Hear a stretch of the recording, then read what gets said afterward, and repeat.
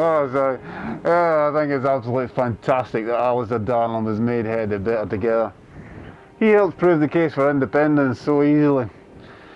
Last night he gave another speech in which he claimed that Scotland would not be British anymore and we'd lose British culture. British music would no longer be our music. Well, Mr. Darling, it was never our music. That's why we don't receive the royalty payments for it. Now, I'm not going to get into his entire speech. Someone else has done that for us already, and I'll share the link underneath this video so you too can laugh at him.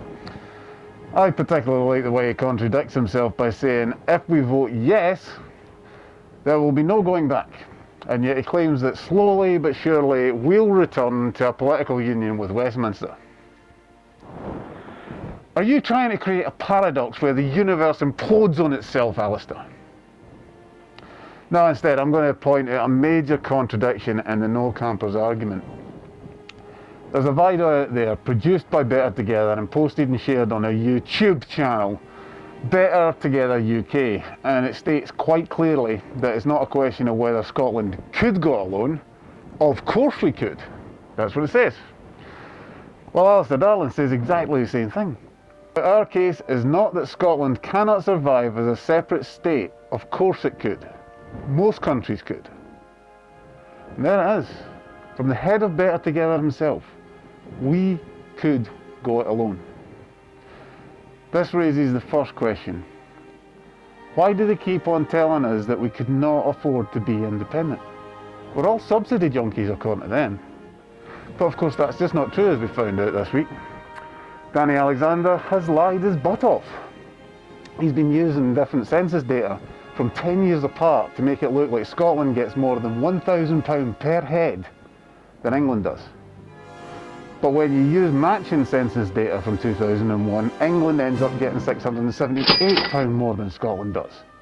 Yet for some reason, it's not a big news story. The second question it raises is this. If we can go it alone, then why in the name of Zeus's arse are we still paying for you, Alistair Darling? This is a guy that bought and furnished his London flat on taxpayer-funded expenses, including legal costs, stamp duty, mortgage interest payments. He even charged us for a 75p IKEA carrier bag. After he moved out of one of his properties, he was still claiming for the bills on it, but was renting it out to a private tenant. Then after he became Chancellor, he declared Downing Street as his main residence and started claiming the mortgage interest payments on his Edinburgh home. £950 a month, and he's still claiming £300 a month for food shopping. If Scotland can go it alone, then why are we continuing to fund Westminster's greed and corruption? This is as obvious as the eyebrows in your forehead, Alistair.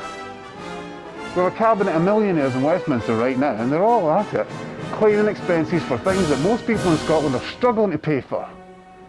In fact, a huge number of families in Scotland and right across the UK are having to turn to blood-sucking leeches, high-interest payday lenders in order to afford food. We would be better together, Alistair. We would. But it's the likes of you and your ilk down in Westminster who ruin it. They ruin the concept of a United Kingdom by milking its people for all you can get, instead of using that money to support those that were shafted when the banks collapsed thanks to their greed and incompetence. As I said, there will be links below to the piece on Alistair's speech by auldacquaintance. I'll also include links to his full speech and anything else I find relevant, at Danny Alexander's lies for example. So until the next time Alistair talks garbage for an hour, don't forget that the word is yes. Now go on. Spread the word. McVie does not think all Westminster MPs are total gits. Dennis Skinner is a lovely bloke, as is that diamond geezer Tom Watson. Vote responsibly.